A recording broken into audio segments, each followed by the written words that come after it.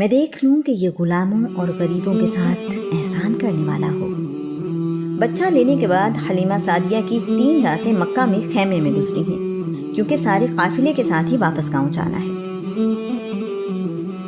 آج کا عنوان ہے پیار کا پھول ابھی کھلا ہی تھا،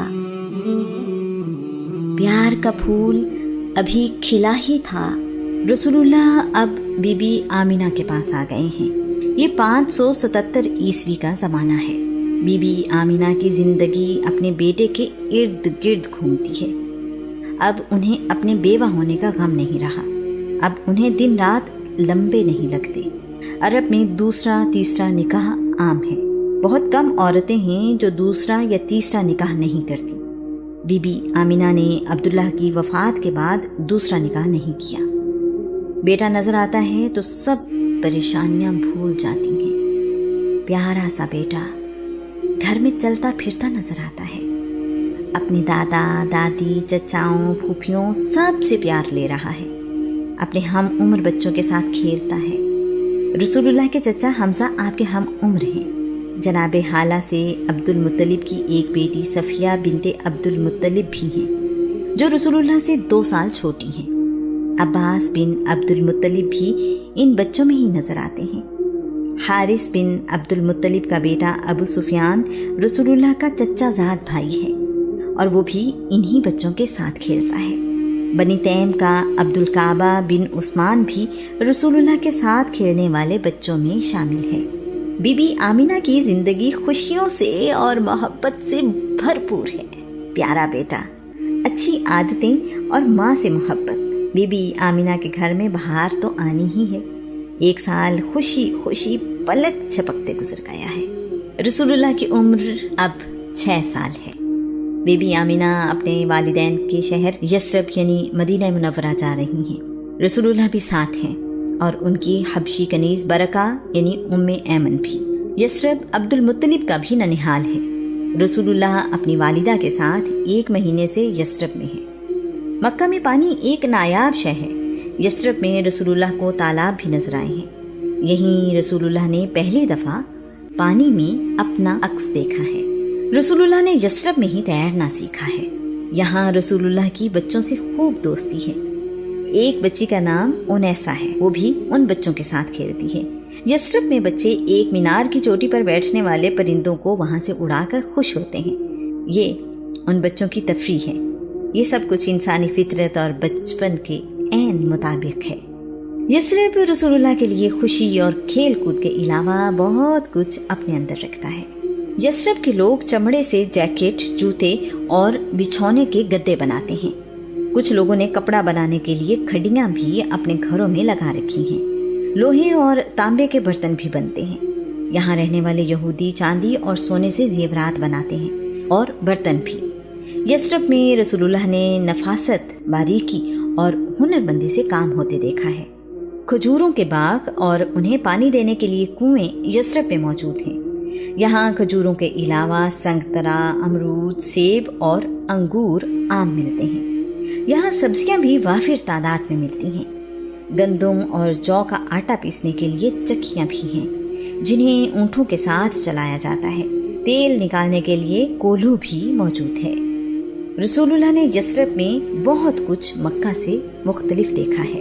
رسول اللہ یثرب میں رہتے ہوئے والدہ کے ساتھ اپنے والد عبداللہ کی قبر پر بھی جاتے ہیں۔ عبداللہ یثرب کے ایک گھر کے اندر دفن ہے۔ یثرب میں 1 مہینہ رہنے کے بعد بی بی آمینہ نے مکہ واپس جانے کا ارادہ کیا ہے۔ یثرب سے واپسی پر بھی یہ قافلہ بی بی آمینہ، رسول اللہ، کنیز برکہ اور 2 اونٹنیوں پر ہی مشتمل ہے۔ ایک اونٹنی پر سیدہ آمینہ اور دوسری اونٹنی پر رسول اللہ کے ساتھ ام ایمن سوار ہیں۔ قافلہ ابوا پہنچا ہے، جو یثرب سے 222 کلومیٹر جبکہ مکہ سے 264 کلومیٹر دور ہے۔ ابوا پہنچنے پر بی بی آمینہ کی طبیعت خراب ہو گئی ہے۔ ابوا کا علاقہ 12 کلومیٹر لمبا اور 3 کلومیٹر چوڑا ہے۔ اس کے شمال میں ایک پہاڑ ہے اور جنوب میں تقریباً 500 میٹر تک سیاہ ٹیلے ہیں۔ یہ لوگ ابوا میں رک گئے ہیں۔ یثرب میں مچھر پائے جاتے ہیں اور یہاں آنے والوں کو بخار ہو جاتا ہے۔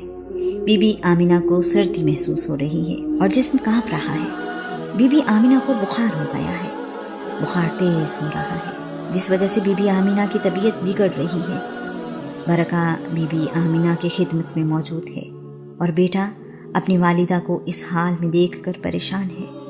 ابوا میں موجود حکیم بی بی آمینہ کا علاج کر رہے ہیں۔ علاج کی پوری کوشش کی گئی لیکن بی بی آمینہ کی طبیعت نہیں سنبھلی اور آپ اسی بخار میں اللہ کو پیاری ہو گئی ہیں۔ ابھی ماں کے پیار کا پھول کھلا بھی نہیں تھا کہ مرجھا گیا ہے۔ قدرت آنے والے وقت کے لیے رسول اللہ کی تربیت کا اہتمام کر رہی ہے۔ مشکل ترین حالات میں بھی اپنے مالک کا شکر گزار بندہ ہو۔ آج ہم رسول اللہ کی زندگی کے حالات اس تناظر میں دیکھتے ہیں کہ وہ نبیوں کے سردار ہیں اور اللہ کے محبوب ہیں۔ ہم ان کی کامیابیاں اور ان کی عظیم شخصیت کو دیکھتے ہیں۔ یہ احساس کہ 6 سال کا بچہ ماں اور باپ دونوں نہیں ہیں، اس زمانے کا سفر اور مشکلات، یہ سب سوچنا بھی آسان نہیں ہے۔ والد ان کے پیدا ہونے سے پہلے ہی اللہ کو پیارے ہو گئے تھے۔ ماں جس کا پیار ابھی ملا ہی تھا، رسول اللہ کو اپنی والدہ کے ساتھ رہتے ہوئے ابھی 1 سال ہی گزرا ہے کہ وہ بھی ساتھ چھوڑ گئی ہیں۔ گھر سے کئی دن دور، انجان راستہ۔ اگر کوئی واقف کار ہے تو برکہ، وہ برکہ جو ان کی کنیز ہے۔ برکہ کی عمر اس وقت 16 سال ہے۔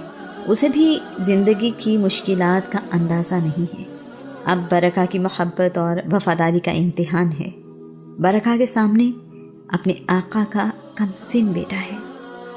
برکہ پر تو خود غم کا پہاڑ ٹوٹ پڑا ہے۔ اتنی شفیق مالکن، اتنا خیال اور احساس رکھنے والی ذات کہاں سے آئے گی؟ کبھی بی بی آمینہ کو دیکھتی ہیں جو پرسکون اپنے مالک کے پاس حاضر ہونے کے لیے آرام کر رہی ہیں، کبھی اس خوبصورت بچے کو جس نے ابھی زندگی گزارنی ہے۔ برکہ نے ہمت دکھاتے ہوئے بڑی دلیری سے ان حالات کو سنبھالا ہے۔ بی بی آمینہ کو ابوا کے مقام پر دفن کر دیا گیا ہے۔ ابوا میں داخل ہوتے ہی دائیں ہاتھ پر ایک چھوٹی سی پہاڑی پر بی بی آمینہ کی قبر ہے جو دور چاروں طرف پتھر رکھے ہوئے ہیں۔ وہ یوں بیان کرتی ہیں، رسول اللہ کے لیے اور صبر آزما تھا۔ رسول اللہ اپنی والدہ کی وفات پر روئے، خوب روئے، بار بار روئے، اپنی والدہ اور ان کی محبت کو یاد کر کے روتے رہے، اپنی والدہ کی قبر کے پاس بیٹھ کر روتے رہے۔ بی بی آمینہ کو دفن کرنے کے بعد مکہ کی طرف سفر شروع ہوا تو رسول اللہ واپس دوڑے۔ میں بھی رسول اللہ کے پیچھے پیچھے دوڑی۔ میں آوازیں دے رہی تھی۔ رسول اللہ اپنی والدہ کی قبر کے پاس جا کر رک گئے، ایک بار پھر رونے لگے۔ میں بے بس تھی۔ رسول اللہ کو دیکھ کر میں بھی روئی اور خوب روئی۔ میرے خدا، میں کیا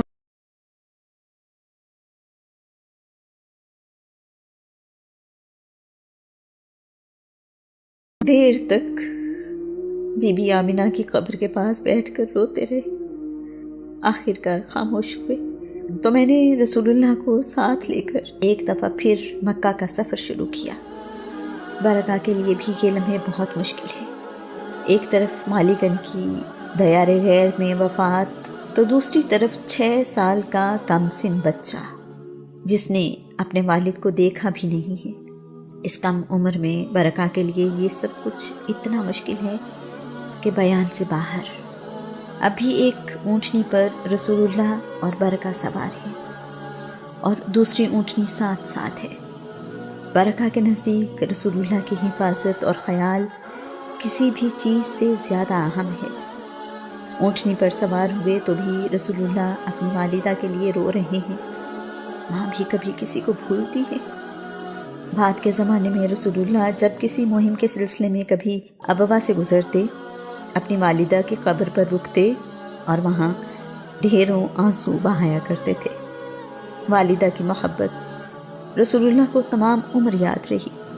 बरका ने रसूलुल्लाह को सीने से लगाया तो उनकी आंखों में आंसुओं की बरसात है।